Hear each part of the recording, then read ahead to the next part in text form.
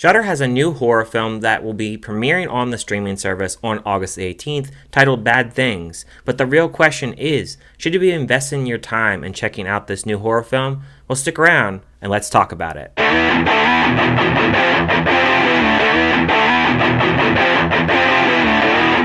A group of friends go to a hotel for a weekend getaway and soon discover that women do bad things here. The film stars Gayle Rankin, Hari Neff, Annabelle Dexter Jones, Rad Pereira, and was directed by Stewart Thorndike, and she's done one other film that I've never heard of called Lyle. So as I do with any Shudder film, I never look up anything about these films. I didn't even look what this film was about before going into it, and so I went into this film pretty fresh. I do have a couple positives, but that's really it about this film. My first positive is I do like the setting. I love the hotel setting.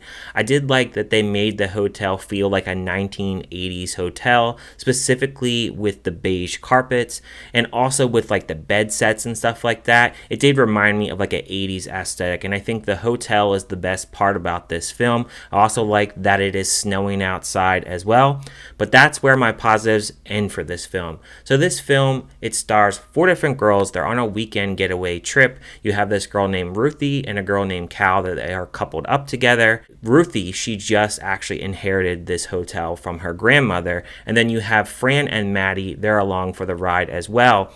And the film here, it really has a lot of drama between the 4 girls. I'm not going to tell you what that drama is, but you'll learn later in the film. We also get to learn a little about Ruthie and where her mind is at. Her mind is kind of wandering in places, and mainly that is because of where she was really not really supported from her mother throughout her life. Ruthie also has this dilemma of actually selling the hotel. She wants to sell it, and her girlfriend Cal does not want her to sell it.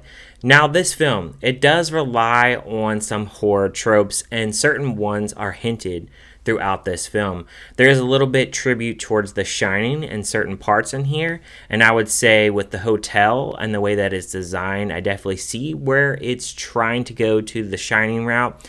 But there is another part in here where we hear about like deaths at the hotel. We have these twin girls that apparently went for a jog and they never came back.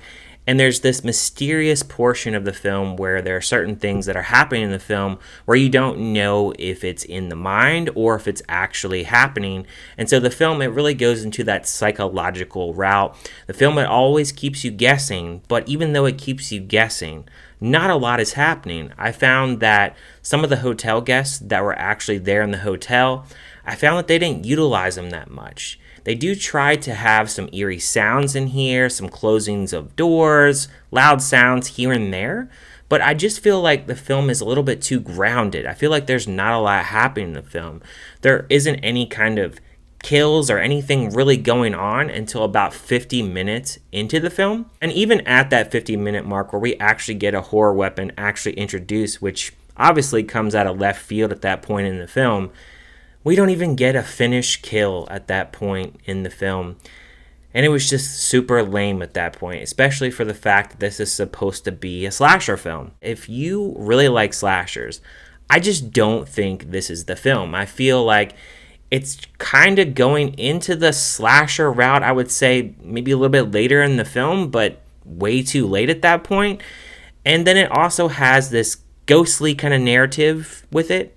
And then also a psychological narrative as well. My biggest thing with this film, though, is just the execution and the way that they wrote these characters. I really don't think they give them a whole lot to do. And I didn't like any of the characters. All of them are always bickering. I never felt like there was anyone that I was going to get behind, or if there was anybody that was going to die. I mean, did I want any of them to survive? I mean, not really, because all the characters, the way they are written, they're not written in a way that really makes the film feel very intriguing.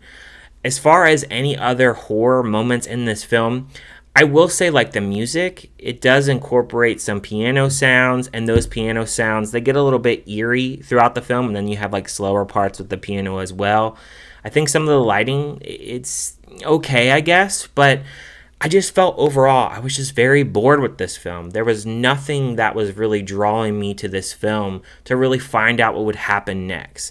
I felt like it was trying to sell this film on a shining hotel setting, but really forgetting to really execute a story and much of a narrative at that, and just kind of throwing a lot of different horror tropes into the mix, but not really following through with really one trope. And I feel like it's just too much of a mix of little dash of this, little dash of that, but not really coming together as a cohesive story.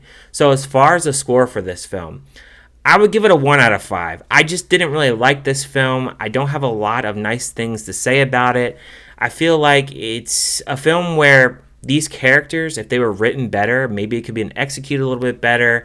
And I think there's a lot of things they could have done with the setting. I think there could have been a lot of really cool horror moments, and they just don't go there in this film. It's just too much bickering and fighting about things that us as the audience, why should we really care? Why should we be invested in these characters? And that's my biggest flaw with this film. However, I do want to hear from you guys in the comments. What did you think about Bad Things?